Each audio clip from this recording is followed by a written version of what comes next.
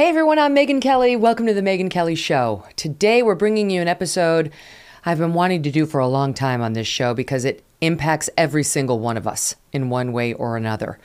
Today we're going to discuss education in America and specifically school choice. Why do you basically have to go to the public school in which you pay taxes? Why aren't there more options for most parents? Who's stopping it and why? And how can we get around them? Hundreds of billions of taxpayer dollars are spent on our public education system every year, and yet America's students are falling way behind. It's pathetic where our country is right now in the international rankings. Pathetic. Our issues were certainly made worse by COVID, but it's not actually a new problem. We were falling behind even before COVID. A 2018 survey found the United States ranked 22nd in the world when it comes to reading, math, and science scores. Guess where the Chinese are? Number one. We're not even close. It's ridiculous. Some argue the solution is more options for parents. But critics of school choice say, well, it sounds like a good idea. It's got a nice shiny name. But in reality, it's a scam that benefits rich people and screws over the poor. So we're going to take a deep dive. What's true? What's working? What's not? We have some experts here. And we've got some parents here whose kids have lost the school choice lottery. Here in New York, it is absolutely cruel what we're putting families through. This is the worst run city, one of them at least. They just don't give a damn about the children here. And God forbid your child do well in the K through 8 system. When they apply to the high school, they're effed. They will be punished for having done well. Their good grades are a sign that they need to be transported from a nice school district into one that's struggling so that averages can go up. I mean, we'll get into all of it. Parents also will be joining us today who've had to make the difficult decision to pull their kids out of public school, pay the hefty fees for private education, and how some governors in the nation, though not enough, are helping to make that easier now for parents. The politics at play are also always a factor. The teachers union, Randy Weingarten, and we'll discuss some solutions, where we go from here, what you should be advocating in your school district. If you're like me, you're growing more and more concerned about the future. The market's all over the place and inflation is at its highest level in 40 years. Interest rates are skyrocketing. Market experts not only predict a recession, well, I mean, we're in one, but they're using scary terms like economic hurricane and unprecedented. If you want to protect your future, call a precious metal dealer I trust, American Hartford Gold. They can show you how to protect your savings and retirement accounts by diversifying your portfolio with physical gold and silver. All it takes to get started is a super short phone call, and they will have physical gold and silver delivered right to your door or inside your IRA or your 401k. And they keep it simple. They are the highest rated firm in the country with an A+ rating from the Better Business Bureau and thousands of satisfied clients. And as an exclusive offer for our fans, if you call them right now, they will give you up to $1,500 of free silver and a free safe on qualifying orders. Don't wait. Call now. It's 866-518-2955. Call 866-518-2955 or text Megyn. That's MEGYN to 65532. Again, call 866-518-2955 or text MEGYN to 65532. So we begin the program with Ray Domanico. He's Director of Education Policy at the Manhattan Institute, which we love. Ray, thank you so much for being here. Happy to be here. All right, so let's go school choice 101. When I grew up, I didn't know there was anything other than my public school that they had to take me because my parents paid taxes. There were some Catholic schools in my neighborhood, and there was one independent school, one private school where all the fancy rich kids went. But if you were not rich, you did not go to that school. And so you were kind of stuck. You know, you would just go to the district that you lived in, and that was the end of the matter. Now there are a few more options for parents in a school district like mine that include a charter school potentially, a magnet school. So let's just start with those two things. What's a charter school? So charter schools are publicly funded schools, but they're privately designed and run. The impetus for the creation of charter schools really was a concern for the kids who were stuck in inner city schools that were incredibly underperforming. I spent 40 years in my career working in and around New York City schools. You're right, New York City has deep problems right now, but it always wasn't this way. There was a time when things were improving, and it was because of school choice. In 2001, 2002, Mayor Bloomberg, newly elected, got control of the school system. And the legislature got rid of the political Board of Education. And Bloomberg and the chancellors that he appointed, that's what we call superintendents here, had a very aggressive program of closing low-performing schools, largely in lower-income neighborhoods of color, and replacing them. They started new charter schools. They supported the growth of charter schools. We have over 12% of the students in New York City are in charter schools, and the parents love them. The group that's done the best in those schools are African-American kids. They way outperform their peers by 3 to 1 in public schools. And so, this was information that the problem wasn't the kids, it was the schools, right? So choice really started as a public policy to help those most in need. But there have always been other forms of choice. People with the means to do so would often move to the suburbs, where, quite frankly, the public schools were pretty good back in the day. And then some obviously would use private or religious schools. What's going on now is that, so for example, in New York State, we had a mayor who came after Bloomberg, de Blasio. He tried to overturn everything. Due to a state legislative action, we can no longer open new charter schools in New York City, despite thousands and thousands of people being on waiting lists. Yep, and then we just saw a lawsuit in New York over that because there were 2 high-performing K-8 charter schools that all they wanted to do was form a unified high school. They said, why don't we get together and, why stop at 8? Let's make a 9 through 12 school that combines our 2 charter schools. And the teachers union sued and said, no, you can't do that. No, you'll go over the cap. And thank God they won. The charter schools won because the court said that the expansion into high school of existing charter schools does not violate the cap. But the reason there's a cap on charter schools is because of the Democratic leadership of de Blasio. And the reason he instituted that cap is because of the teachers unions, right? So what do they care? Why do the teachers unions not want charter schools? Yeah, the union has great sway in Albany. They're the most powerful bloc in Albany and have been for a long time. And the Democrats control all the 2 houses of the legislature and the governor's office right now. It comes down to jobs. Enrollment in New York City is down.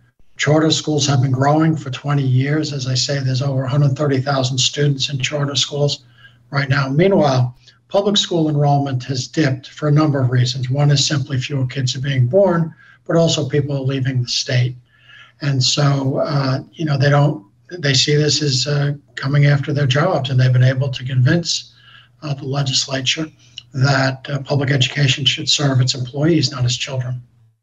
How is it that we can avoid union teachers in charter schools?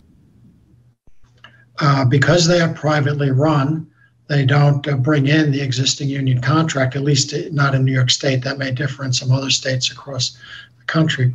All private sector employees have the right to try to unionize. We can't block that, but it really hasn't taken off in charter schools.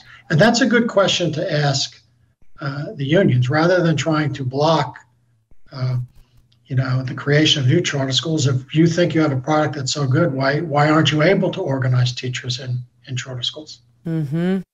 The unions can't stand the charter schools, even though, as you say, over 130,000 kids in New York City, but aren't there just over 1 million kids in school in New York City, right? So it's like, it's not that big a percentage. Why, you'd think the union would say it's something that we have to live with, and maybe it alleviates some of the burden that they're always telling us they're under. Yeah, New York City is a very diverse city in terms of its school population. As you know, we have a lot of private and religious schools in New York City. There are over 110,000 kids in Jewish schools in New York City. That's another issue, but we also have the prep schools and whatnot. So a good percentage of kids are in the private schools. And then, the charters are are drawing these other kids. But the enrollment in the traditional public school system is actually down to 800,000 students right now. A lot of that's happened in the last 2 years because of COVID. But they are losing population, and the state is losing population. And so that's a problem for our leaders in Albany and in City Hall to think about. Why are they driving parents away? People weren't necessarily leaving just because of the poor performance of these schools. I mean, over the past 2 years, what's happened? COVID, right? They were closed. I mean, one of my dearest friends has had her children in the New York City public schools, and they could very well send their kids to private schools. They chose. They're Upper West Side liberals. They were like, we're committed to the public school system. We're going to send our kids to the public schools. And then their schools were closed from March of 2020, basically through the entire next school year. And I've told the story before, but they showed up they finally, these Joe Biden campaigning Upper West Side liberals, finally showed up to a small open the schools rally, just saying like, please open the schools. And they were called white supremacists. So it's like, that's the experience of too many New York City parents who have decided, yeah, I'm out of here. I'm no longer ideologically committed to these schools, which weren't that great to begin with, and now aren't even open. And then if we finally show up, we're going to call our family white supremacists for wanting the doors to be open. Right. There's another thing that happened that I wanted to bring up because it speaks to the issue you raised about kids being caught in lotteries right now. The other thing that Mayor Bloomberg did was to open up all kinds of schools, not just schools in low-income neighborhoods, but they opened and they gave choice to parents who wanted accelerated learning or they wanted their kids in gifted and talented programs. A lot of parents want to make sure that their children are surrounded by other children who can keep up with the learning that they required. And so there were many middle schools and a lot of high schools in New York City, there were entrance requirements. So when de Blasio came in, and this happened in places like the Upper West Side and also Park Slope, which has the same political culture that you described on the Upper West Side, people started saying, no, there's something wrong about this. It's racist. Now, my position is to deny a child of any race, white or Asian, Black or Hispanic, access to an accelerated program does nothing to help the kids in other neighborhoods who are trapped in poor schools. It's simply, it's unconscionable. But we've had a lot of that. There's been an attack in Manhattan and in Brooklyn, Park Slope, this neighborhood, that is very democratic, very liberal, against entrance requirements. And that's also applied to the high schools. And that's why in the last 2 years, a lot of parents unfortunately find themselves, their kids being thrown into a lottery. So random chance decides where they're going to end up. The problem with that is that there are many good schools in New York City, but there are also some real stinkers. And nobody wants their kids to, by chance, to be thrown into one of those schools. And unfortunately, that's been happening. Is New York City the only place with such a lottery system? No, there are others. There's been a generalized attack across the country on selective schools. In most cities across the country, this refers to high schools. New York City was kind of unique doing it at the middle school level. But in San Francisco, for example, they had a selective high school, Lowell High School. In a county in Virginia, right outside of Washington, Jefferson High School. And in Chicago and Boston, there were also selective high schools. And in each of those localities, there has been push in recent years to get rid of the entrance requirements. These are all schools which were designed for incredibly advanced students, right? We have 4 of them very famous in New York City, and then a couple other smaller ones. And so there was this push to get rid of these and sort of parcel out these seats. Parents have fought back, and I'm sure you'll get to that later. But in San Francisco, for example, parents were able to re-elect a new school board and get rid of the attempt to try and shut down.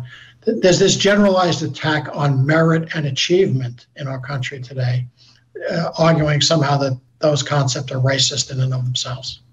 How does it, so under Mayor de Blasio over the past couple of years, he's been trying to flood these top schools that used to be merit-based with more based on, your admission is based on race now, right? He wants it to be more integrated, he said, irrespective of the academic background of the applicant. So do we know how that's going? Like at places like Stuyvesant, right? That's one of the places in New York I assume you're referring to. It's a very, very well-respected public school. It's like impossible to get into. But like if you take a bunch of kids who didn't do well in K through 8 and put them in Stuyvesant, they're going to get killed academically, no? Yeah, there's evidence for that. Actually, there's a couple of things happened in New York City. So Stuyvesant High School and Bronx Science and a couple of others. Actually, he did try to do something like that, but he couldn't because those schools, as things stand now, are protected by a state law that requires that they only admit kids through an exam. So they haven't been able to do away with that, but they keep trying. Interestingly enough, de Blasio tried to create, there is a backdoor to those schools. If you score just below the cutoff, there's always been a program, it's always been in place, where you can go at the recommendation of your middle school principal to summer school in, say, Stuyvesant. And if the principal there thinks you're up to it, you can get admitted. De Blasio expanded that, but it backfired on him. The complaint, by the way, about Stuyvesant is not that it's too white, it's that it's too Asian, which is a terrible thing for people to say. But every time de Blasio tried to do something like this, more Asian kids got in. Because you know why? The kids who scored just below look just like the kids who scored just above. They're also Asian. He can't get away from the damn Asians. That's his racism, and people let him get away with it, but he's not the only one. But the other interesting thing, I mentioned Park Slope before, that's where Bill de Blasio raised his kids, and where other politicians who all of a sudden thought that selective schools were racist raised their kids. Interestingly enough, they didn't start this campaign until their kids were over with school. Right. The selective middle schools were good enough for them and their children, but then now they want to deny it to other people. How do vouchers play into this? I remember during the George W. Bush years, we had a lot of discussions of vouchers, especially Republicans pushing for those. And then Obama came in, and it seemed like he was like, maybe some charters, but the one thing I'm not going to get behind is vouchers, hardcore no on vouchers. You don't hear as much about vouchers, like that word today. I don't know whether it's been replaced with new nomenclature because people thought the old one was too toxic. But can you spend a minute on vouchers? Yeah, so unlike charter schools, voucher programs take public money and give it to parents in the form of a voucher or a coupon, and they are free to bring that to private or religious schools of their choosing. The concept is around. It is growing. Arizona just passed a new law. That's the Arizona thing. Right. And, he didn't. Can I just say, Doug Ducey didn't call it a voucher exactly. That's why I wondered: is this a conscious choice? There are new words. There are new labels for it. Education savings accounts. You will hear a lot about. Okay, but it basically means the money follows the child. Money follows the child, and not the school district. Tax credits. There's a bill introduced in Washington by some Republicans right now to provide income tax credits for people who send their kid to private or religious schools. But the big news on the voucher or private school choice front is that in a series of rulings over the last few years, most recently this past spring, the Supreme Court has made it clear that if states offer choice to parents, they cannot exclude religious schools simply because they are religious or because they do religious things. That's going to open up opportunities in some states which had in their state constitutions barred public money going to religious schools. Right, because people don't know the Constitution doesn't allow the state to discriminate in favor of one religion and against another, but it also doesn't allow the state to discriminate against religion. And by saying to people in Maine, as they were trying to, in this case that went up last term, you can take this money and you can go to any private school you want, just as long as it doesn't say St. Mary's on the front. You can't take it to a Catholic school or a religious school. And the High Court said that is discriminating against religion. It's unconstitutional in what could be a really important ruling for the rest of the country. Yes, and I'm sure you know the history on this, but it's worth repeating. Over 30 states had what were called Blaine amendments that barred money going to religious schools.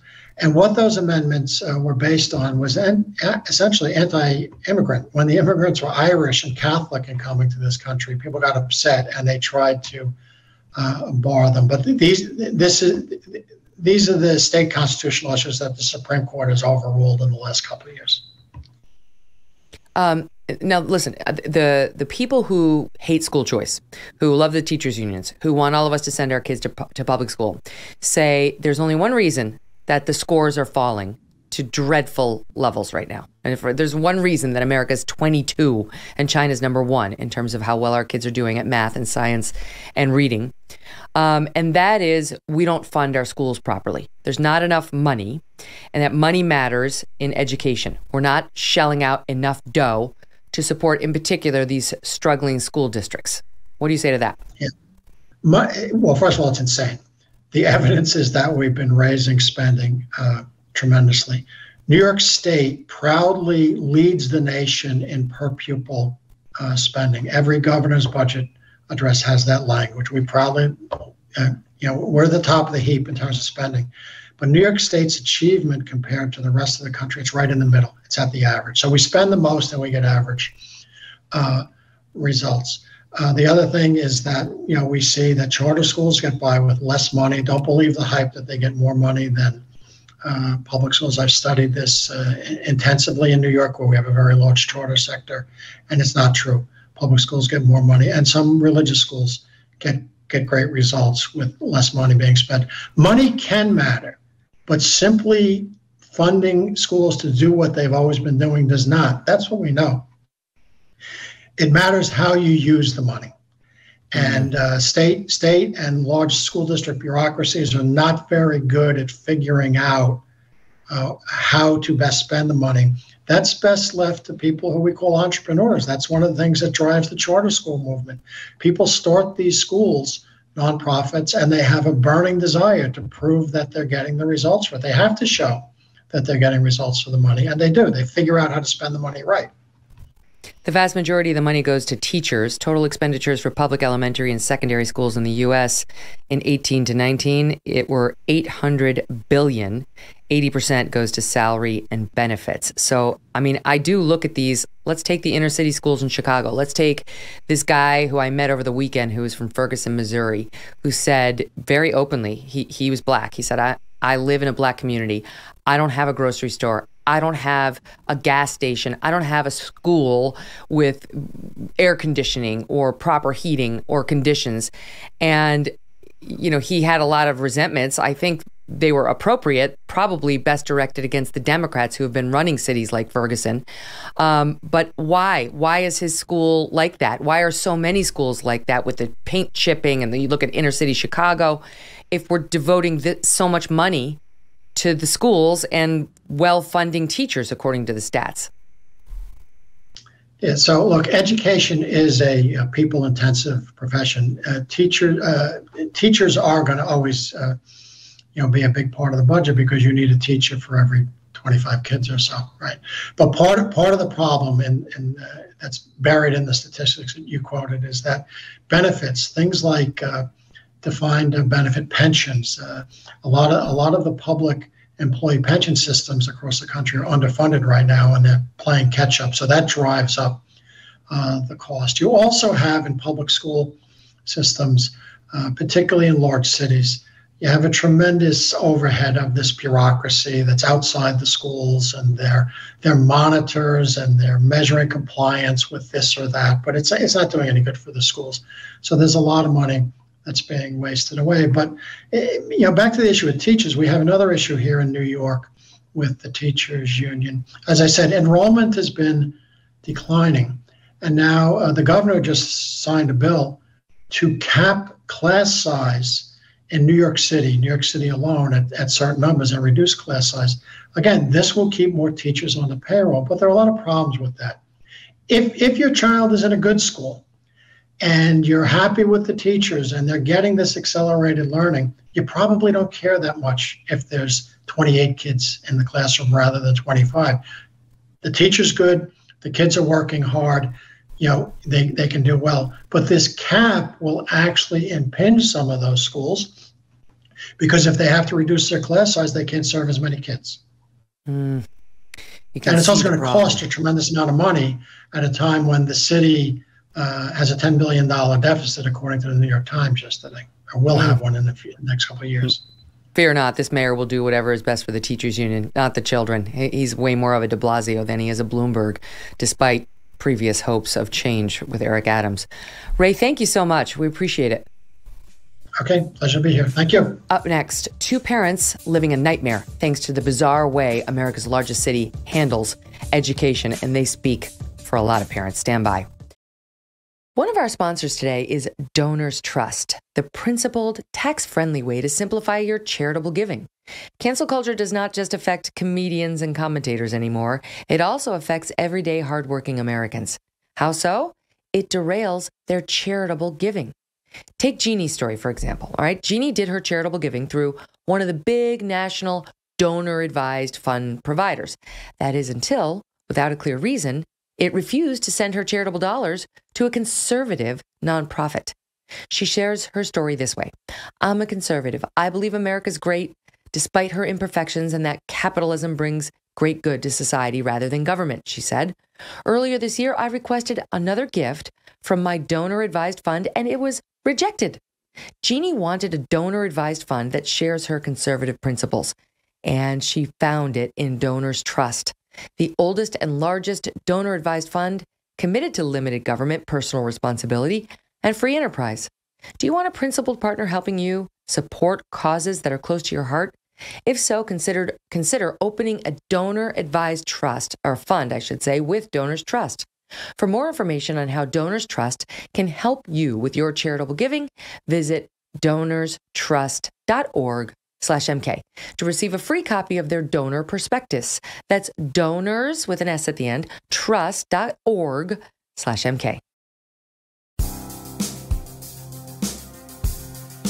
Here to tell their stories, two parents, Mourad, Belkas, and Chilau. Guys, thank you so much for being here. We appreciate it. These stories are horrifying. They're horrifying. And they really bring home not just how frustrating it is to try to navigate the public school system, but how inept the people running it are, how unkind, how cruel they are, and in some instances, how racist they are. So, Mourad, let me just start with you because as I understand it, you're originally from Algeria, been in New York City 42 years. You've got two older sons who went through the New York City public schools. You're a single dad. And you had a pretty good experience. You thought, okay, I have a third child, a daughter. I'm going to do the same thing. I'll put her through the New York City public schools and should work out fine. Then came the moment when you had to get a lottery number for her venture into the 9th grade. And I understand your lottery number was very, very high. Is it expected to be lower if, as your daughter's grades were, the grades are very high and the student's resume is very strong? The problem is, first of all, I think the Department of Education has not been honest with us. I don't believe that the random number is really random. I don't believe it. There are cases where people, for instance, who don't have their English as their first language, they have a much lower, and there are a number of cases that fall into that category. So I don't believe they are random. I went to the family center, I asked the question, I never got an answer. I believe if it was truly random, they would have said it's random. I don't think it's random. First, draw your pattern to unlock the device. One other problem is that even though it's random, there are two kinds of school and screened, which is pure lottery, and there are screened school. Screened school is based on the grades. Sarah has 100. Sarah is a honor student. She even got an award for excellence last June. So I said, even with a lower for screen, at least she will get one of the 12 choices. My surprise and my shock, both to me and to her, is that when they send her to CTE program to be a pharmacy technician, I went to family center First of all, I think Hold on. Let me just stop you. Let me stop you because I want to make sure the audience is with us.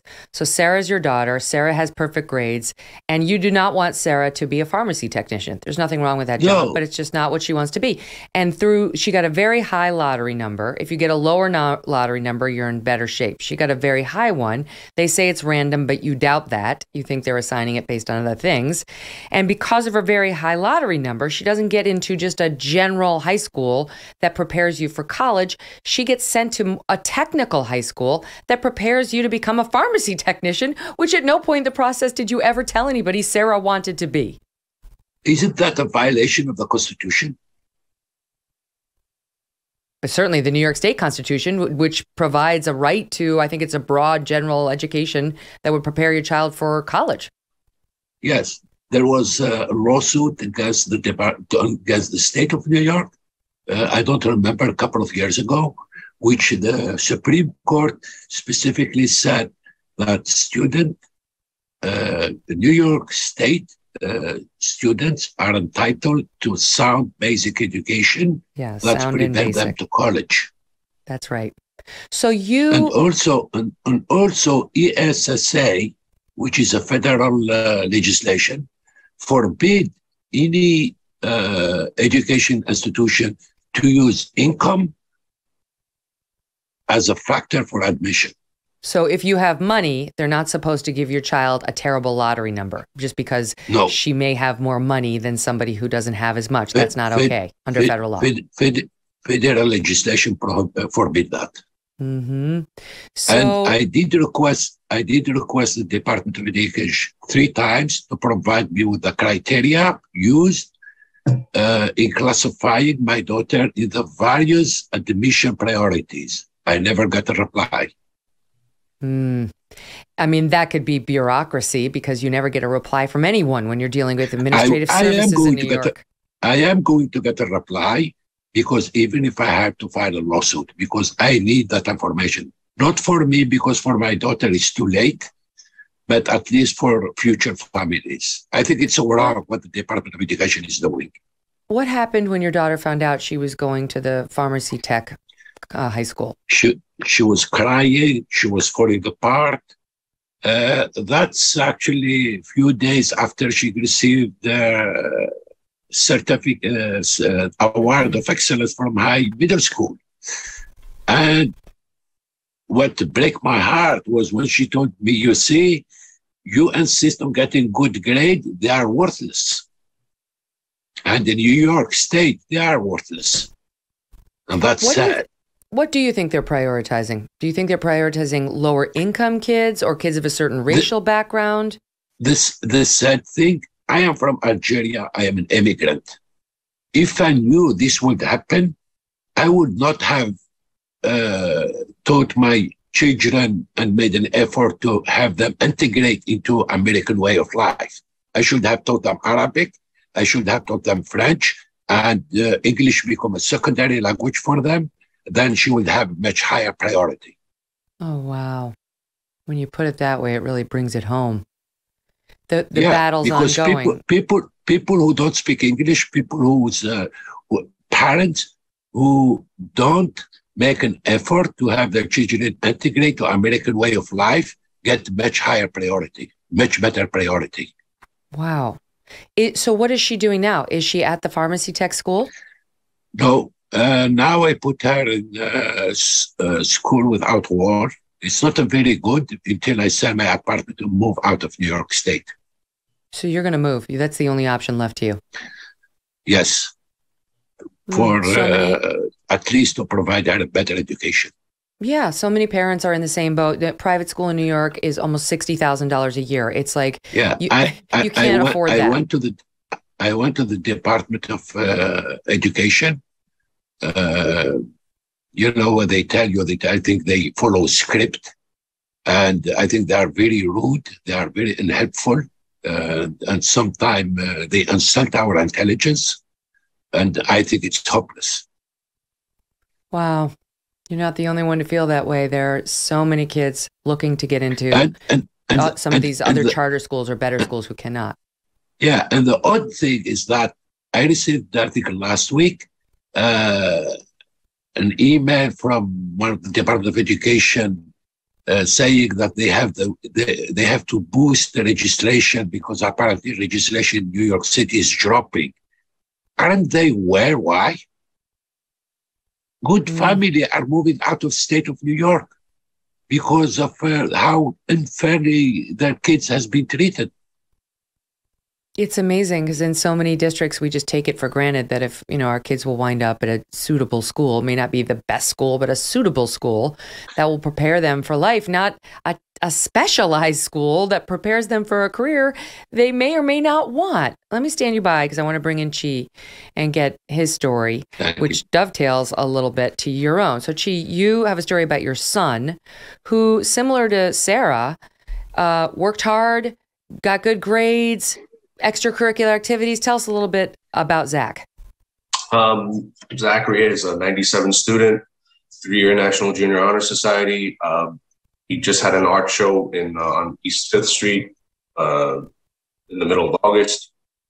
Art, he has basketball, tennis. I've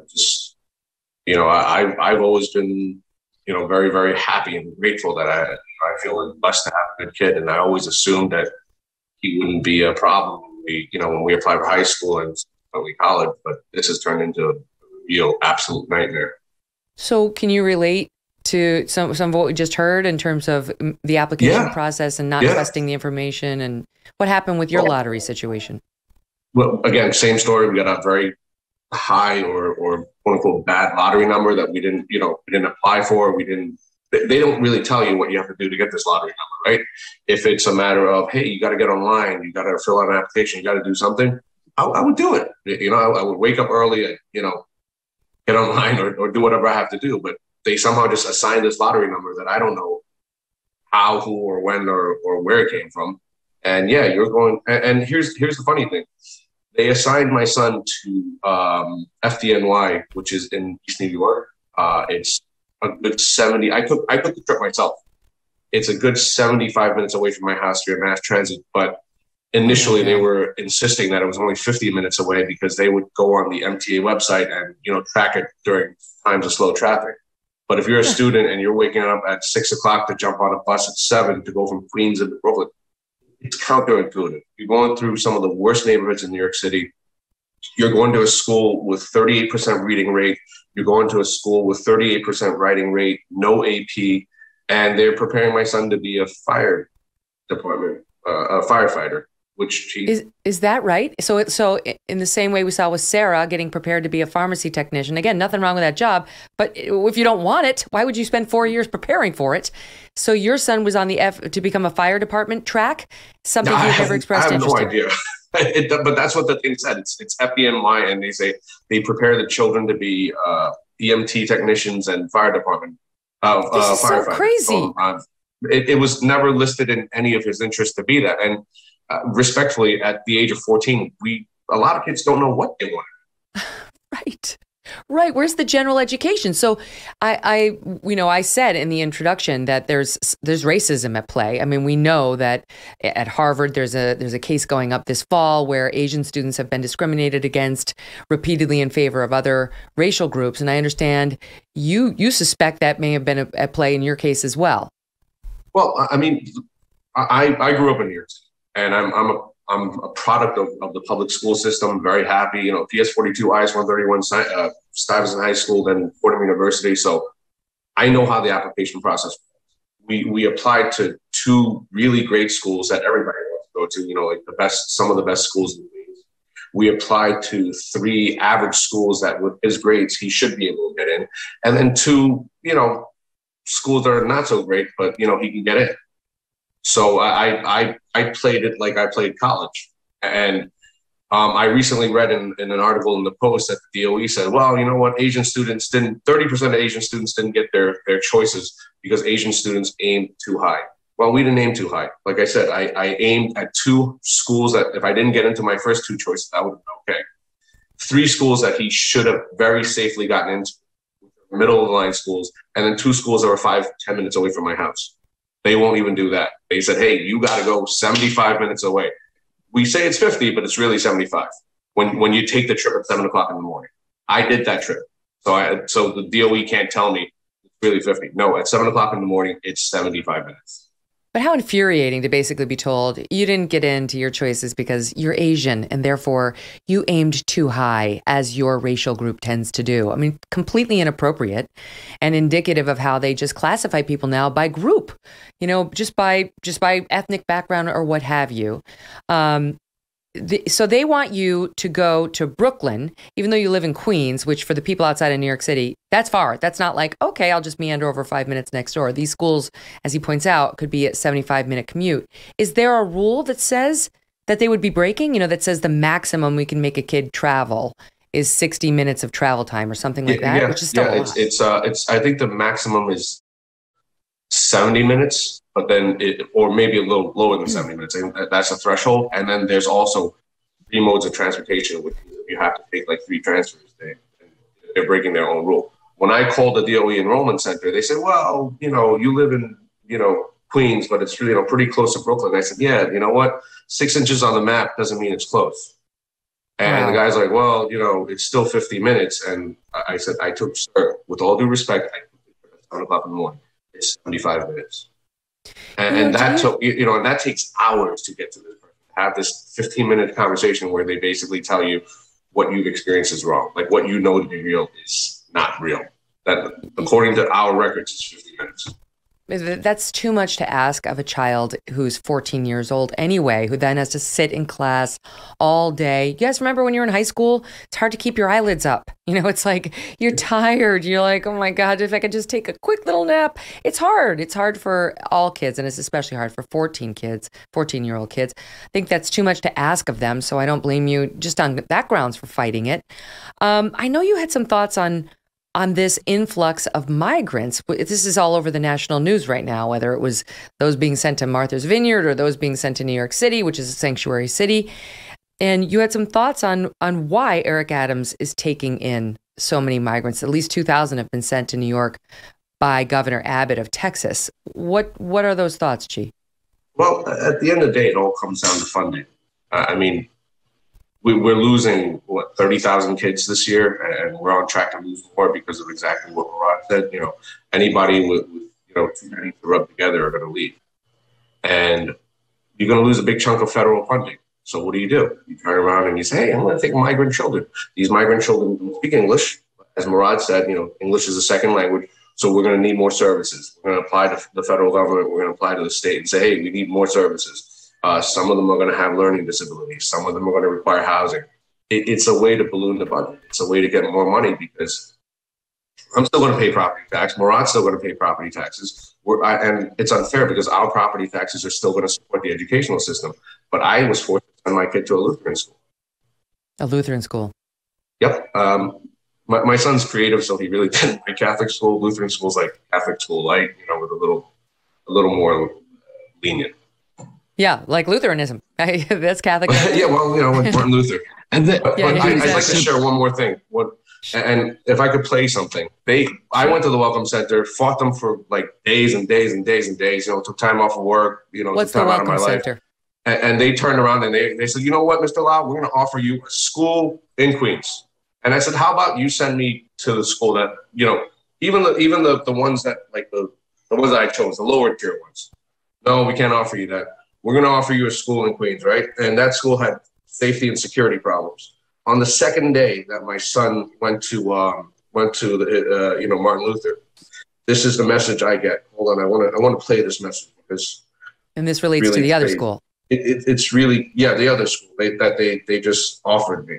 And high school families, due to an external issue in the community earlier today, Grover Cleveland High School was put in a shelter in place. The building was secured and all students and staff were sheltered in. All external doors were locked. The NYPD responded and deemed the situation was safe. The shelter-in was lifted. To opt out of future messaging, call. This is where they wanted to send your son. This is where I said, hey, listen, I understand if you can't send my son to the 2 best ones, you can't send them to the 3 middle of the line ones that I chose. Send them to the 2 bottom ones I chose. At least they're safe neighborhoods, right? No, Mr. Lau, we got to send you here. This is the only choice you have. And it's in Queens, so you can't complain about it. It's 20 minutes away from your house. So this is it. And I looked at the safety record of that school, and I said, I can't in good conscience send my kid there to go to school. Oh my! And you know what? It's almost as if the universe was telling me I made the right choice, because the second day he attended the Lutheran school, this is what came up.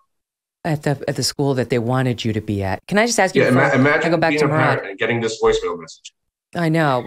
Can I ask you? I'm going to go back to you in 1 second, Mourad, but I just want to ask you: Is the Lutheran school out of pocket? It's private school. You've had to find the money. Like in New York State, are they helping you with that money at all? No, absolutely not.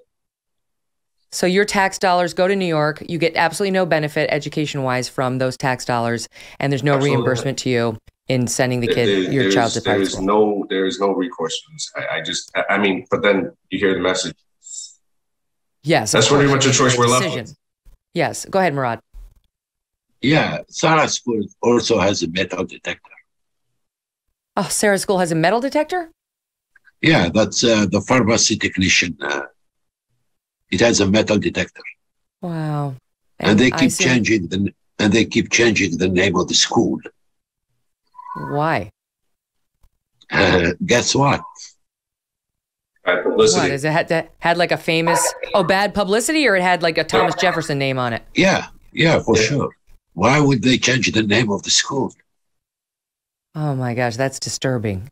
Yeah. Can I just ask you, because Mourad, I know you've been dealing with, both of you have dealt with the bureaucracy nonstop. I've been so impressed in reading your stories about how determined you were. But I mean, who's got time to make this number of phone calls and go to this many schools and like follow up? And as you point out, Mourad, you've been getting stiff-armed on the information at every turn. But just can you give us a sense of how difficult it's been to get a real live human to give you real results that you can actually work with? You can. I went to the family welcome center, and I spoke to one of the lady there, and I specifically, and what she said, the script, everybody tell you that, put her on the wait list. I mean, I put her on the wait list. You know, she's waitlisted 4,000, 3,000. What chance where you have 12 seats, maybe 4 seats available? And it's not, I mean, I put her on school that they are really, really low. They have like about 50, 60% graduation rate. And she's ranked so high, it's impossible odds. So I sent a letter, said, okay, I want this information.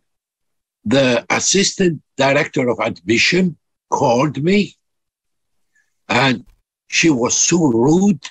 She was the one who called me. She didn't even give me a chance to speak. And what she said, I am sorry, I have another phone call. And she hung up. What'd you call me for? Exactly. Yeah. I didn't call her, she called me. I can feel it. I mean, having spent 17 years in New York, I can feel it. Just like the administrative headaches there are nightmarish. But when you're dealing with your child, it's next level. And my daughter, I told her, don't worry about it, because, she was preparing the show in her middle school. She was also preparing a musical because she played piano, violin. Because it was at the end of the year, they have a show, Loose Foot. Yeah. They were rehearsing for the Loose Foot. I said, don't worry about it, just concentrate and do your best, enjoy it, and we deal with it later on. And then, the bad news came. And I know they don't give you this information until the end of the school year. And then nobody's there over the summer to help you. And then you try to deal with the beginning of the school year, and they're like, oh, you're too late. It's incredible. So, Mourad, you're thinking about leaving New York. You're now paying out of pocket for a Lutheran school that you should not be having to pay for. And these are choices too many parents in too many districts have had to make. I know you'll do the right thing and protect your children. I thank you both for coming on and telling your stories. Thank you. Thank you, Megyn. All the best to you and your children, too. Much more ahead with parents who were able to move their children out of the failing public school system, how they did it. Okay, and then we'll have an expert on to talk about real solutions for you as well. Remember, folks, you can find the Megyn Kelly Show live on Sirius XM Triumph Channel 111 every weekday at noon East. Full video show on our YouTube channel, youtube.com/Megyn Kelly. And of course, there's an audio podcast you can download as well. And in the meantime, check out MegynKelly.com if you want to subscribe for a weekly email from me. We're overwhelmed with Look What Strud Did stories. And if you want to know what I mean, subscribe. And I'll explain on Friday. Are you tired of feeling like someone's always watching you on the internet? Maybe advertisers know a little bit too much about you, or you're concerned about the privacy of your identity. Why wouldn't you be? Using incognito mode will not solve the problem either. IPVanish VPN is here to protect your right to privacy and to help you stay anonymous online. IPVanish helps you safely browse the internet without exposing your private details to third parties like hackers, your ISP, or advertisers. When you use IPVanish, all of your data is encrypted. This means your private details, passwords, communications, browsing history, and more will be completely shielded from falling into the wrong hands. Even your physical location will be hidden. IPVanish is offering an incredible 70% off their yearly plan for our listeners with a 30-day money-back guarantee. That's like getting 9 months for free. IPVanish is super easy to use. All you have to do is tap one button and you are instantly protected. Take your privacy back today with a brand rated 4.6 out of 5 on Trustpilot. Go to ipvanish.com/Megyn and use that promo code MEGYN to claim your 70% savings. That's ipvanish.com/Megyn.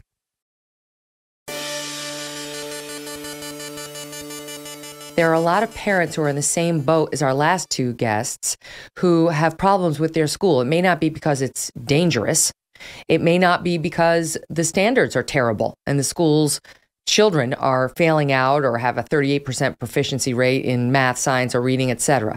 It may just be the school does not align with your values, especially in today's day and age when it comes to COVID policy or CRT or radical trans ideology or inappropriate sexual books they want to offer your kindergartner. There's all sorts of reasons why you might want to get the heck out of Dodge. And if you don't have tons of dough for private school, many parents feel totally stuck. It's easy to say move, but how easy is that to actually do? It means change of job. You got to find a new job. You got to get a new job. You got to uproot the whole family. It can be traumatic. That's what Mourad's looking at right now. He may have to come out of retirement to find a new job, to move his family, to get out of this school situation. Well, our next guests have been through it too. They are parents who were able to get out. They managed to exit the public school system, and they had formerly been big advocates of public school. John and Kendra Scheer are successful business owners, parents of 5 young children, all under the age of 10, and they are here to share their story. John and Kendra, welcome. Hi. Thanks for having us. Hi. Appreciate you shedding some light on it. Great to have you. Absolutely. So you were, did you start, you were originally from Nebraska, right? High school sweethearts?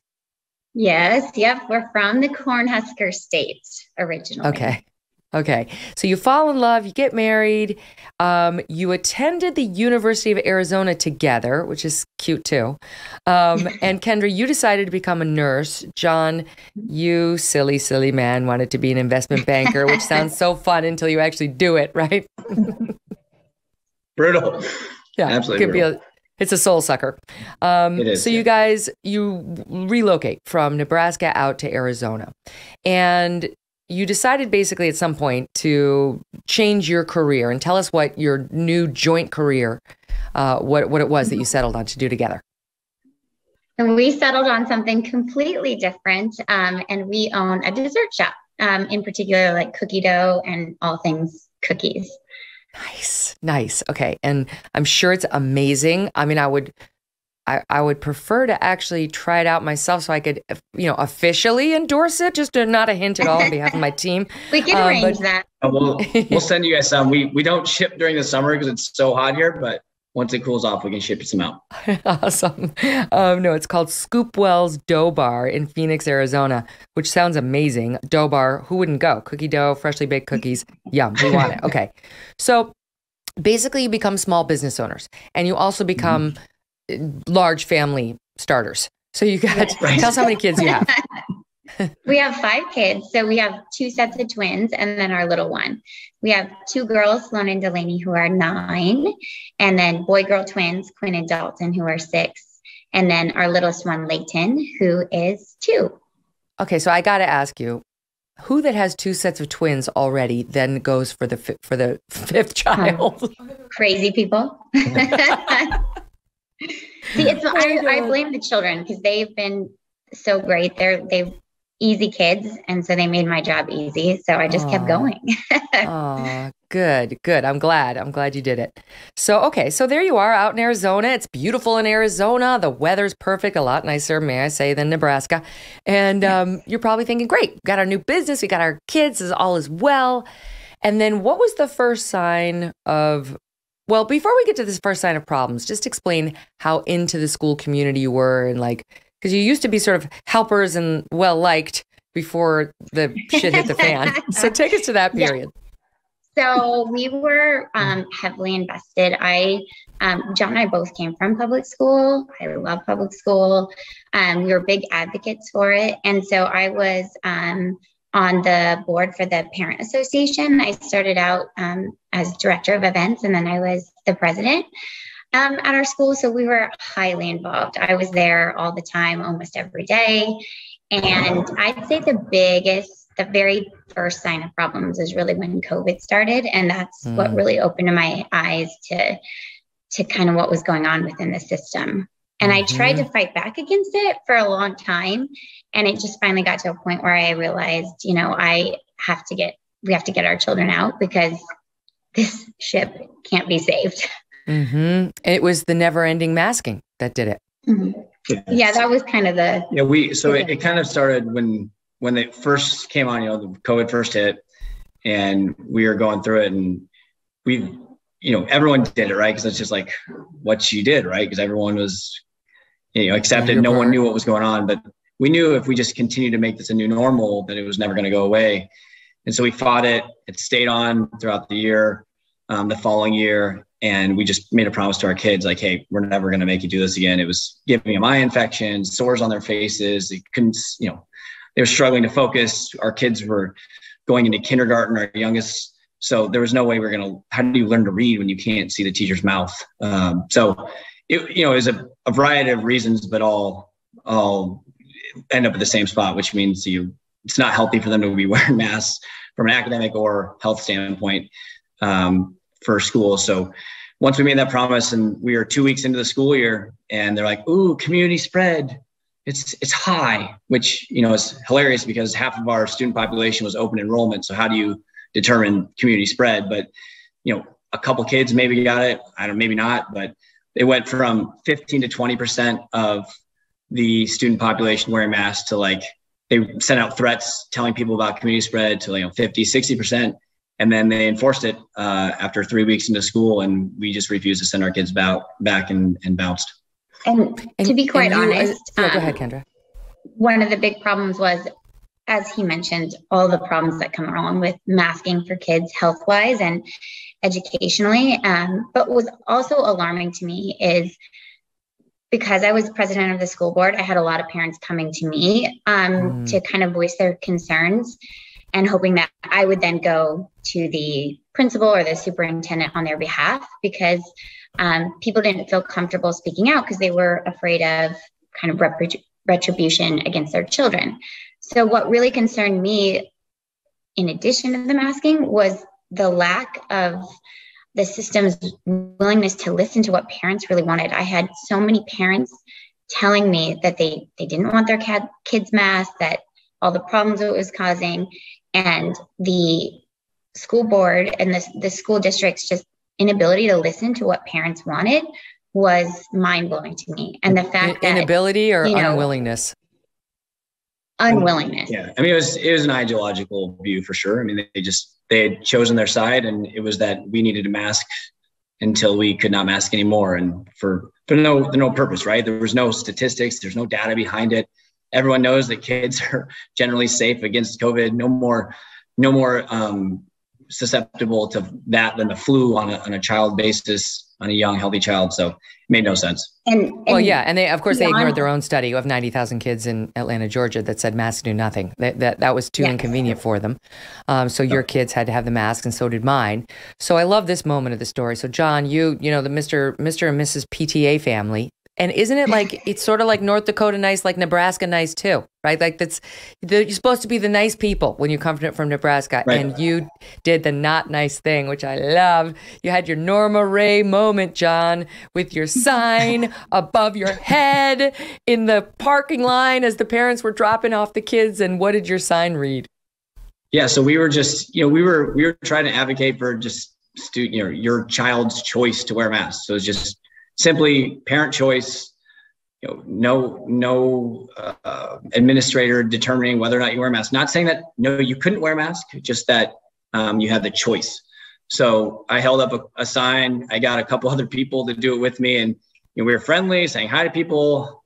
Multiple people told us to F off, which I'm and one person told me to F off, and that we're going to wear effing masks all year long. You should move effing schools. I'm like, is this really, like, is that your goal? Like, what is wrong with you? It's crazy. Right. And then, of course, people complained, emailed our principal directly, emailed our superintendent directly, saying that she needed to rein in her husband and that it was against the values of the board and she was breaking the bylaws of the board and that she needed to be removed. And never at any point did she say, I am the board president and this is what I believe. It was always, I'm speaking as a parent, which you can do. And you can advocate for your child, which is something that we need more of. Mm-hmm. Yeah.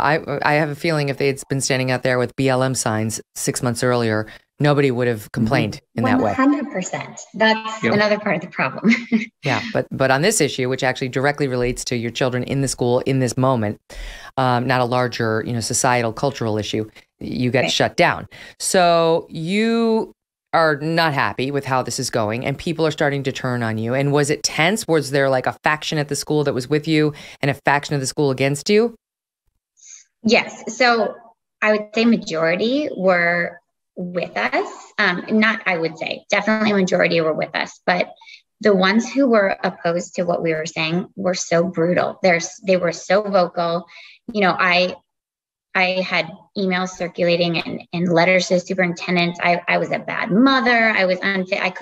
If I couldn't raise my own kids, how could I expect it to be leaving the school? I somehow became a racist. I mean, terrible things were said about me. We had parents from our school go onto our business website and attack our business on a completely, like saying where our kids go to school. Like it was just crazy. Having nothing to do with our business. So I think a lot of people also became fearful. It wasn't fun. It was actually quite brutal. And people they were happy to tell me, most people were happy to tell me, privately, we support you, keep going. Thank you for what you're doing for the kids. But understandably so, didn't want to speak out because the backlash was intense. So I don't fault them for that because it's not easy to endure. Yeah. Well, especially then. Yeah. That was in the thick of it.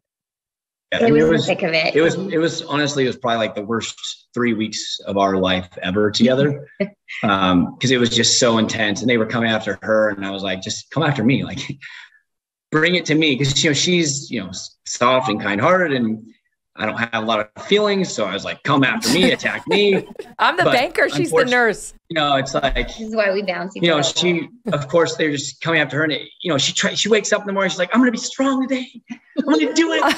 And then she gets like this one nasty email forwarded to her from the principal. And it's like, you're terrible, horrific, racist, fascist, whatever, like any word-ist that they could add on it. And it's just, it becomes, it wears you down after a while. Yeah. Yes. It's hard if you have a tender heart at all. This is why it's better to have a heart of ice like I do.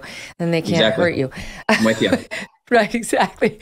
But Kendra, wait, so the principal's forwarding you hate mail?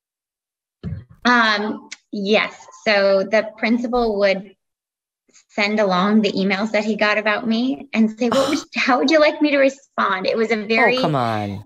I would like you to grow up. It was an odd approach. I think he was, I think I was a problem for him. He wanted to look, he was wanting to fall in line with what the superintendent was pushing. And I was making that more difficult. We couldn't be controlled, which was the problem. We wrote an email, pretty direct email to the board. I think we CC'd the governor, multiple board members, because they were forcing masks on kids outside in the playground when it was over 100 degrees.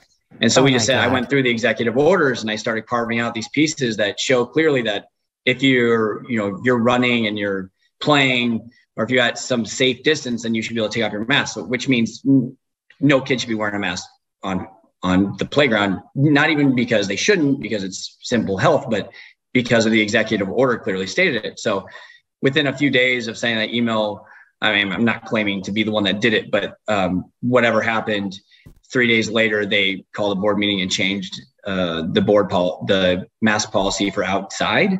So at least they got to take them off outside if they were, in space and whatever. But it was a total joke.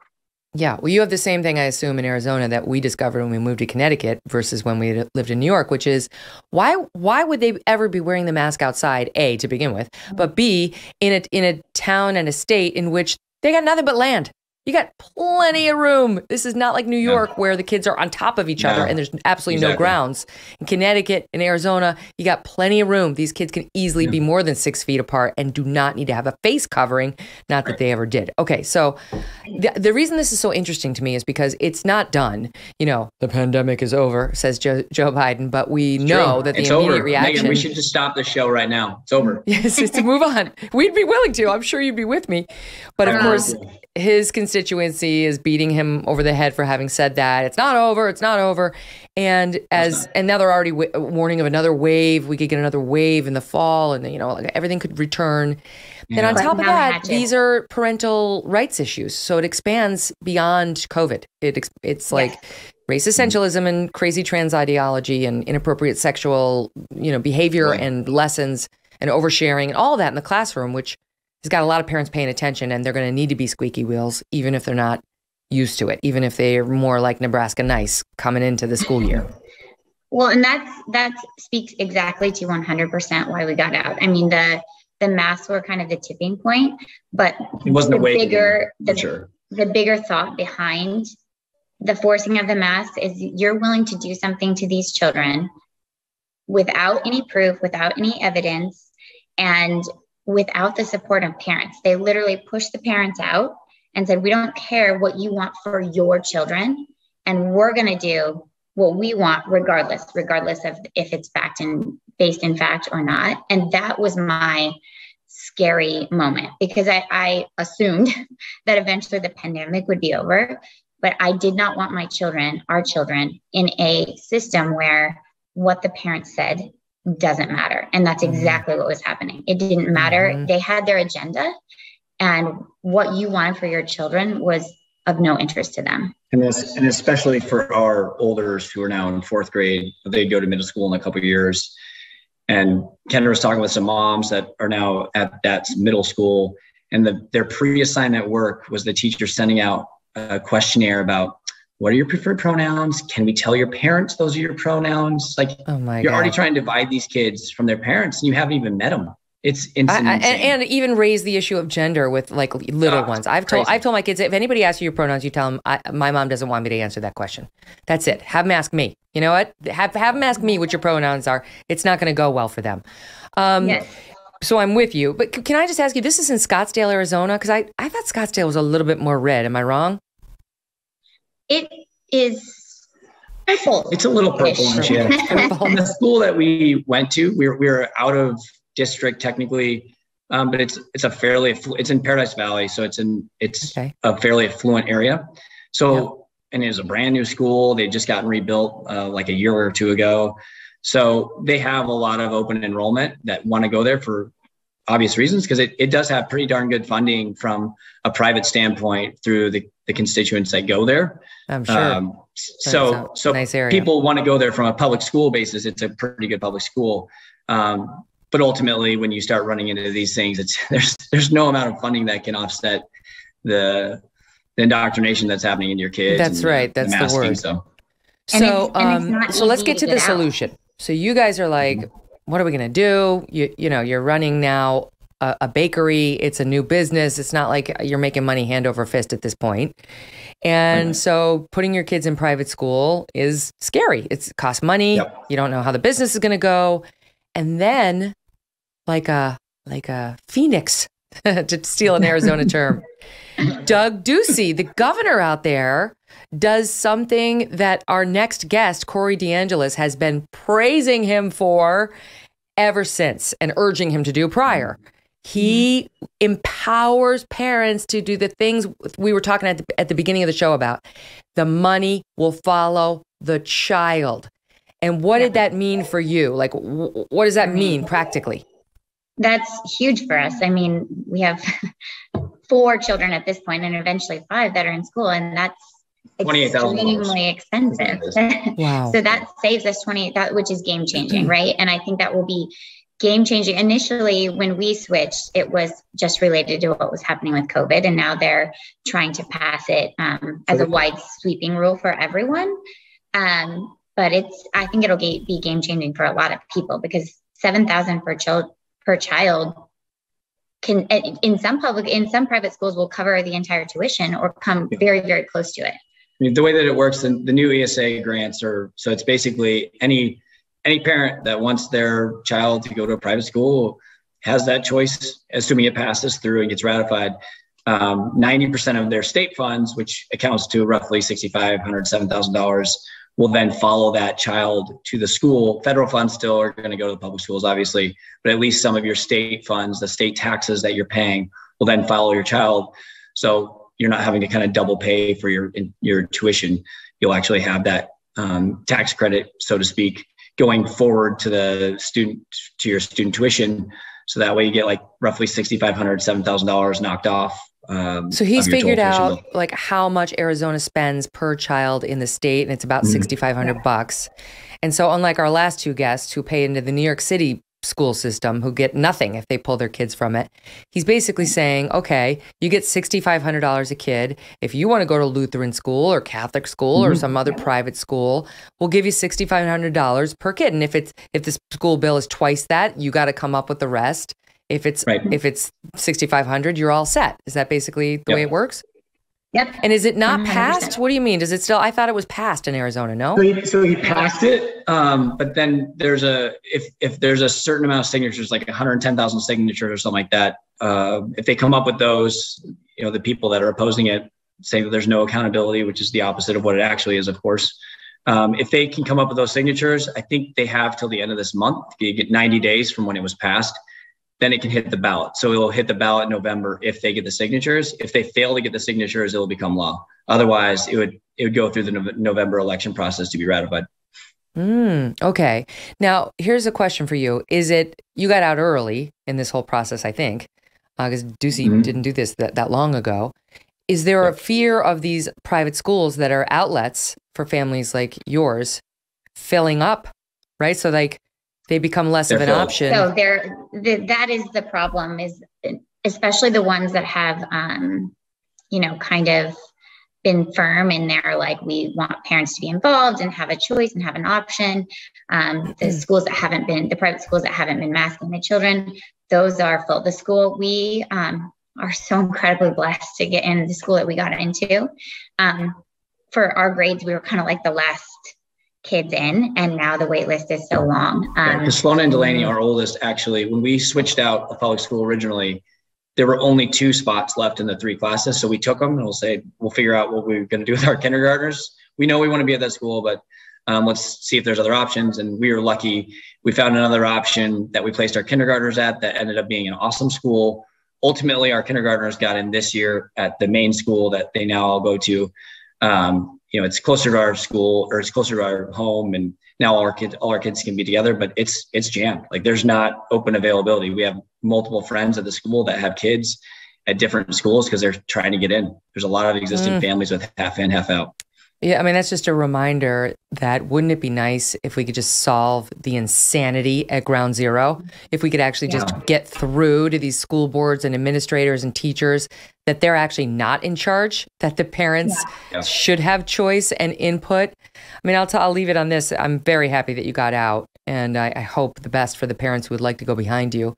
We left our New York City schools, and we were paying. It was private, and we paid at the new place, and also private. So thankfully, we weren't in this position. But I will say, just to advocate for choice, we were at schools that went hardcore left, hardcore radical on race, on trans.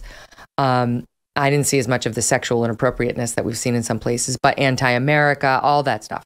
We went to our, the opening dinner at our boys' school last week, and the head of school gets up there, and I could have written the mission statement that he was saying the school lives by. I was like, that's awesome. I almost shed a tear. It was like, in a real tear, not like the Meghan Markle one at the Queen's funeral. He was like, we don't believe in teaching the children what to think. We believe in teaching them how to think. We are unabashedly pro-America. And it fills my heart with joy to walk by the lower school and hear those boys saying the Pledge of Allegiance. We don't believe in equity of outcome. We believe in equality of opportunity. I was like, oh my God, I'm home. This is how we felt when we got to our school. And that's why I think this parent choice issue, this schooling issue is such an important topic, because I remember that feeling of being out of control on what was happening to our children and what they were being taught. And it is the worst feeling ever. Yes. And to be at a place, now you're going to make me cry, but to be at a place where I know I can send them every day, and I don't have to worry about what someone's saying to them, and that they will come home with the same morals and standards and values that I send them off with in the morning, is an incredible feeling. And it breaks my heart that every family can't get that, because when you don't have it, it's a terrible feeling. Yeah. But you know what? You guys, you fought the good fight. You fought it for your kids.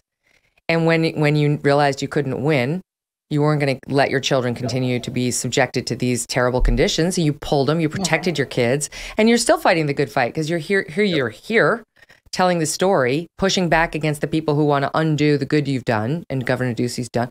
Like, that's what you got to do, right? You got to protect your children and continue the fight for those who are still stuck in these terrible places. So important to us to keep fighting for it, because I still believe public schools are so important. They have an important place, and they need to be good for our children.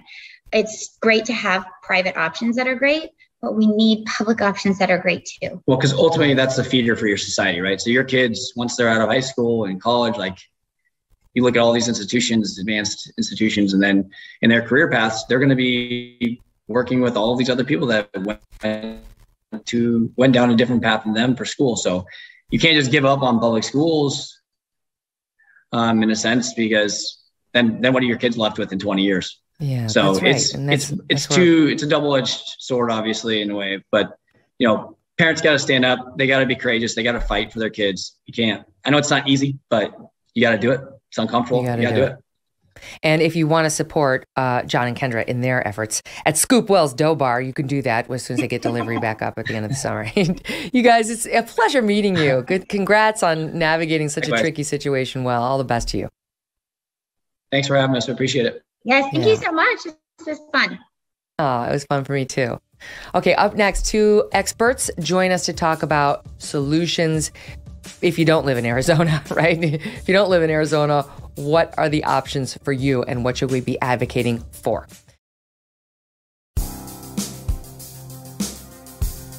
Corey DeAngelis is a senior fellow at the American Federation for Children, and Ian Rowe is resident fellow at the American Enterprise Institute and author of Agency, the 4-point plan for all children to overcome the victimhood narrative and discover their pathway to power. Ian also just opened a charter school in the Bronx. It's one of the charter schools I mentioned earlier that wanted to expand into a high school and faced a legal challenge. So we'll talk about that in one sec. But Corey and Ian are both here to offer real solutions to the broken public school system. Guys, thanks so much for being here. Hey, thank you. Yeah, my God, I feel empowered after listening to that Arizona story. It's like, yes, Governor Ducey. Corey, you're the one who first called my attention to that on Twitter. And I know, this is exactly what you've been pushing for. I know you say what Ducey's doing out there is the gold standard for school choice. And as I understand it, it goes beyond just what our guests, Kendra and John, talked about where the money can follow the student, the $6,500. There's some other options that he's laid out too. So can you explain why is it the gold standard?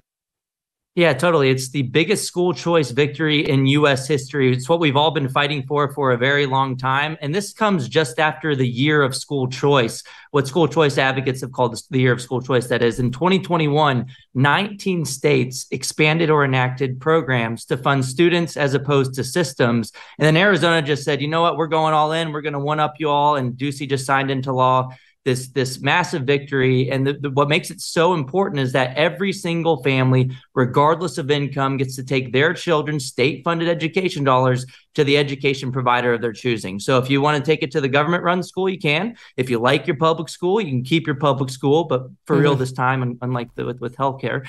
But then also you can take that funding, which is about $7,000 in Arizona, to a private school to pay for tuition and fees.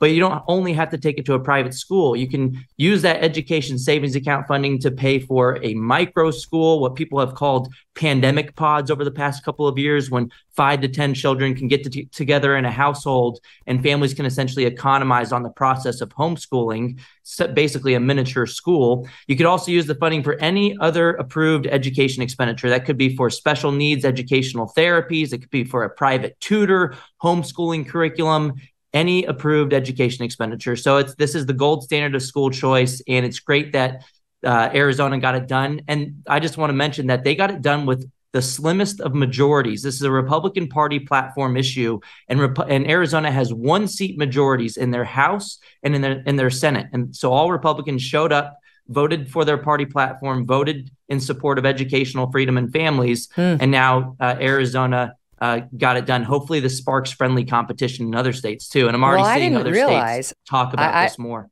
I just assumed this was a Democrat problem for the most part because of the teachers union and the Democrats being in bed with them. But in reading up for your appearance here, saw your opinion piece in the Wall Street Journal back in June, where you say, I'm reading along and I'm thinking this sentence is going to end very differently. You write, some Republicans in red states, such as Idaho, Iowa, Nebraska, Oklahoma, and Utah, and I think all the viewers right now, listeners, are thinking the same thing I'm thinking, which is going to end in, are pushing to follow Governor Ducey's lead. No, the sentence ends, locked arms with Democrats to block similar bills to the Arizona one last year. So this is a bipartisan. Why are the Republicans trying to stop school choice?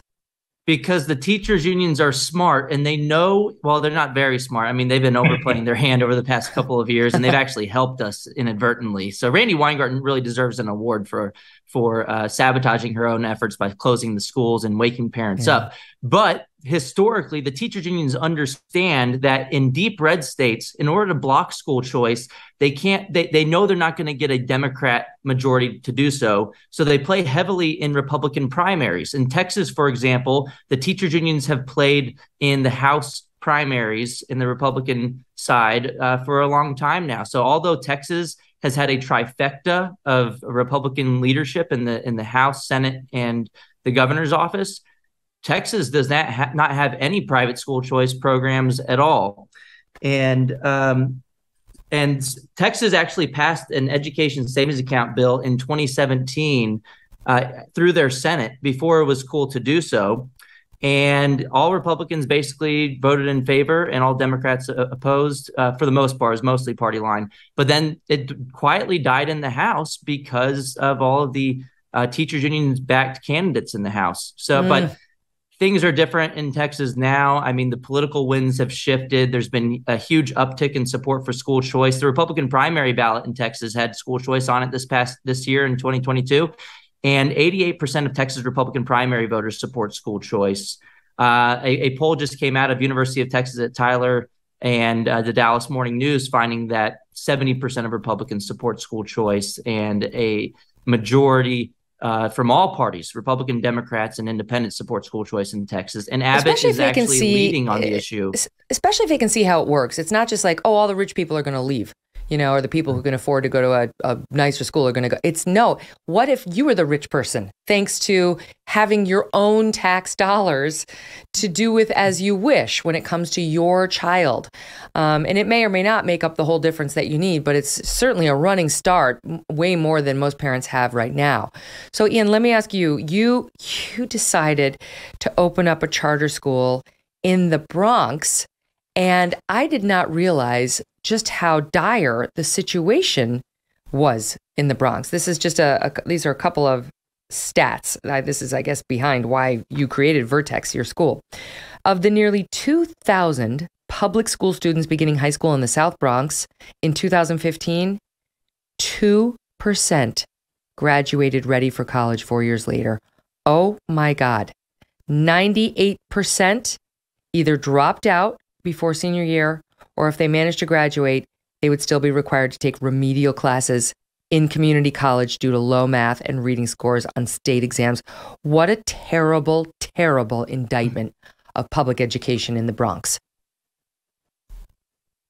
Can you imagine living in that neighborhood where you have a child that you have the greatest of aspirations for, and all you have, your only choice, is to send your child to a school that's had that track record for generations? This isn't a new phenomenon. And what's worse, these kids that start ninth grade and drop out, or they actually do earn their high school diploma, but still cannot do math nor reading without remediation if they were to go to college. So they actually do what they're supposed to do and still cannot compete on a college level. That is criminal. But what's worse, in New York City, because of the union stranglehold and party affiliation, there's a cap on. So you couldn't even start a great school if that was your aspiration. Right, exactly. Right. That's the situation right now, thanks to de Blasio, is you may have you have money, you have the teachers, you want to go in there and offer these kids another option, and you can't. Well, that's what we did, though. So how'd you do it?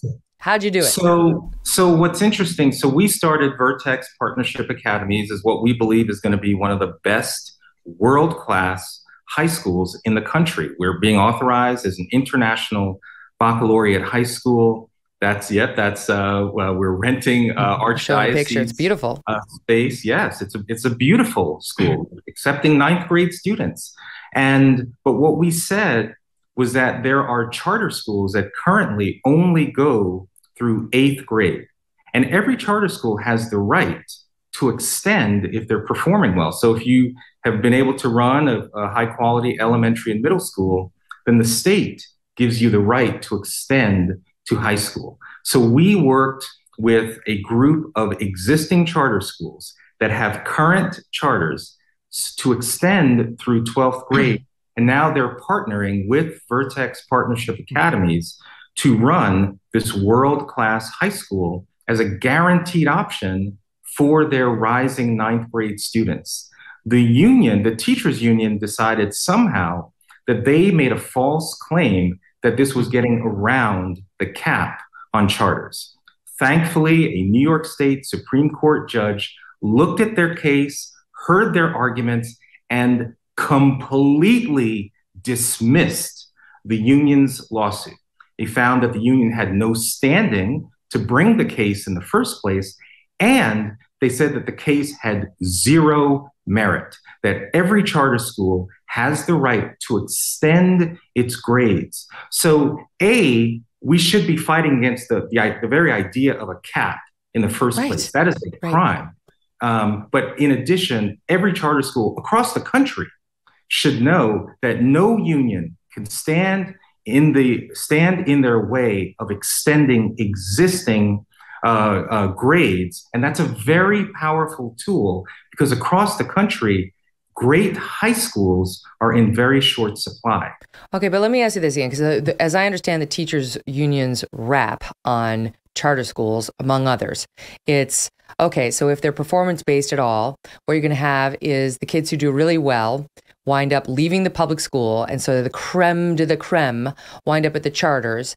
And then the rest of the kids wind up back at the publics. And there's no one there to help lift them up.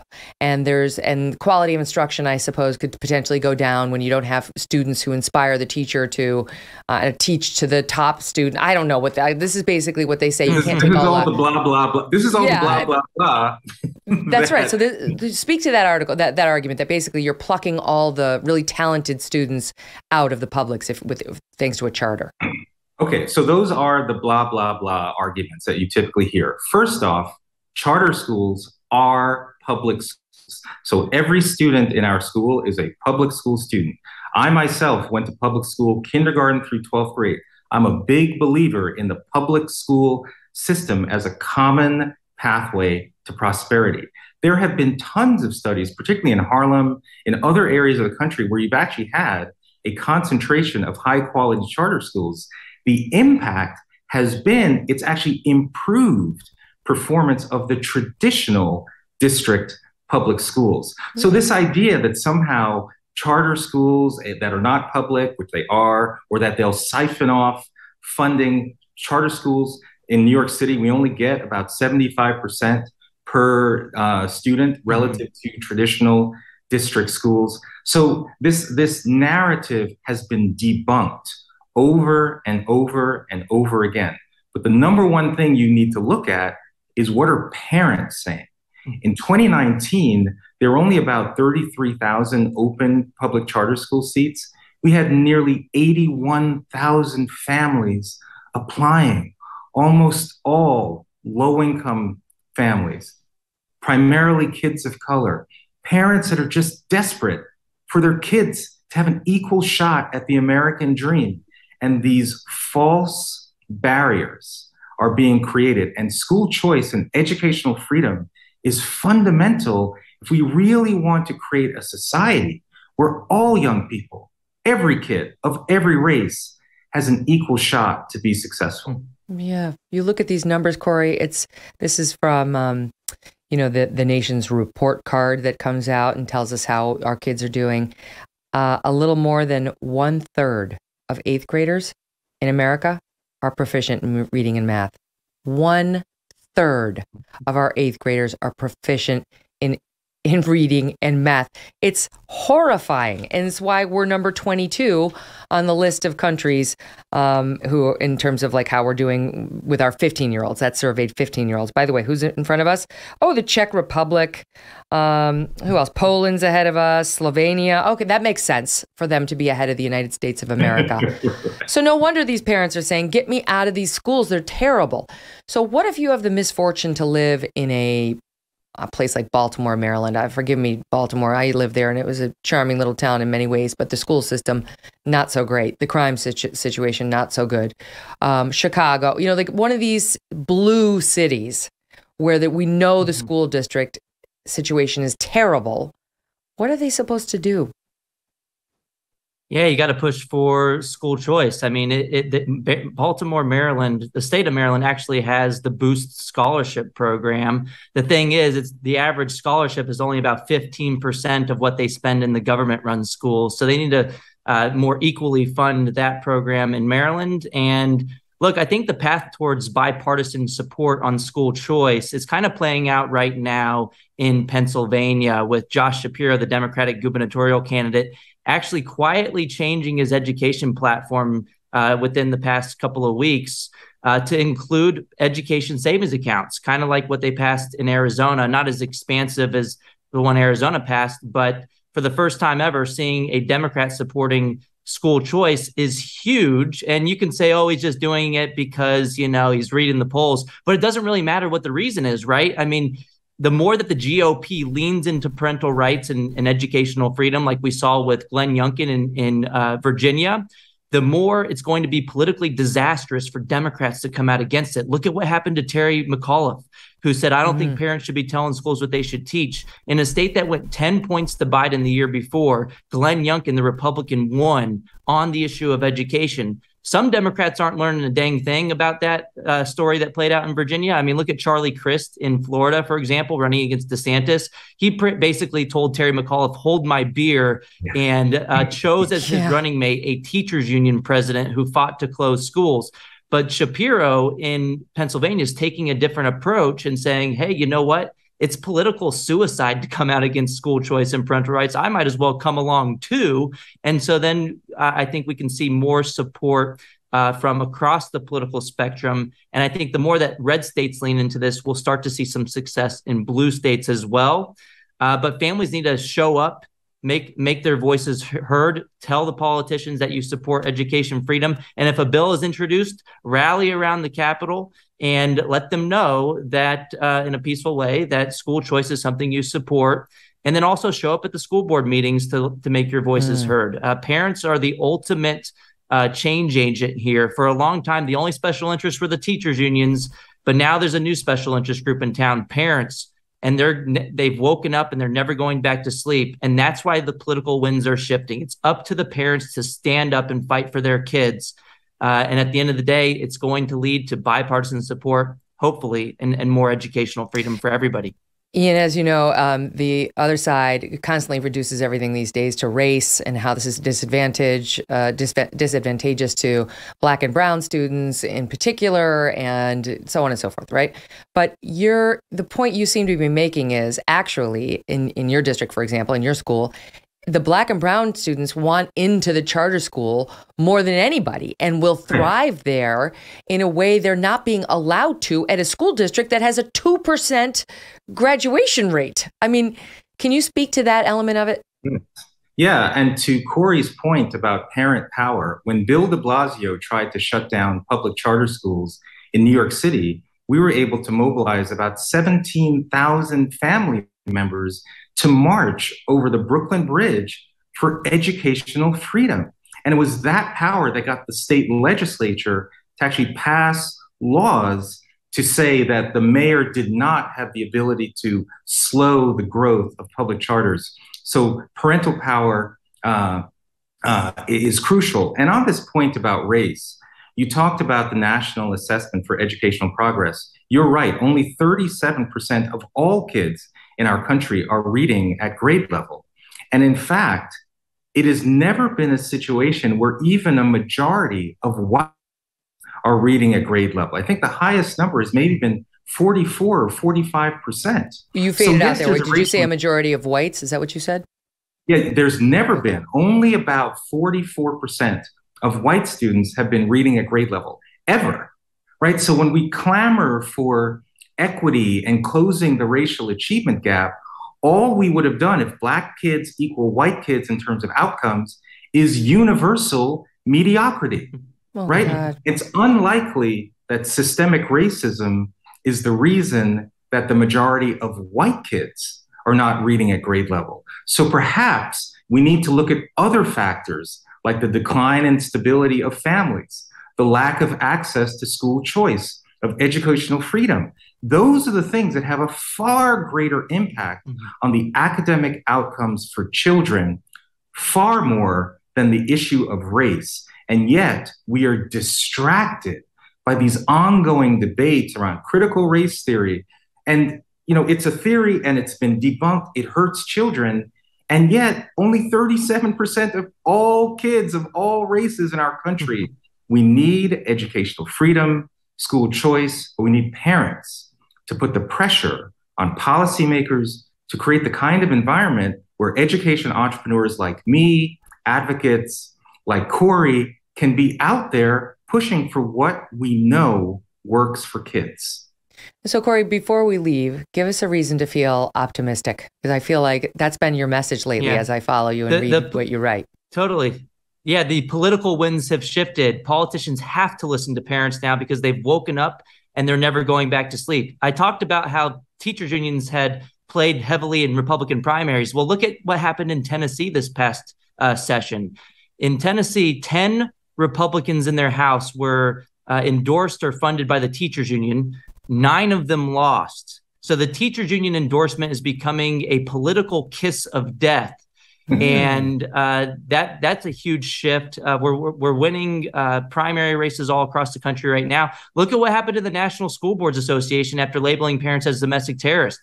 We might as well call them the Regional School Boards Association at this point, because 26 states left the NSBA after that they pulled that stunt.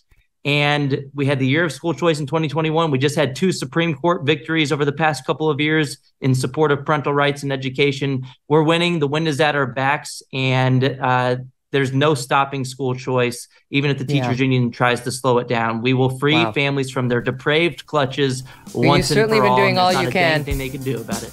Corey, Ian, thank you. Thank you both so much.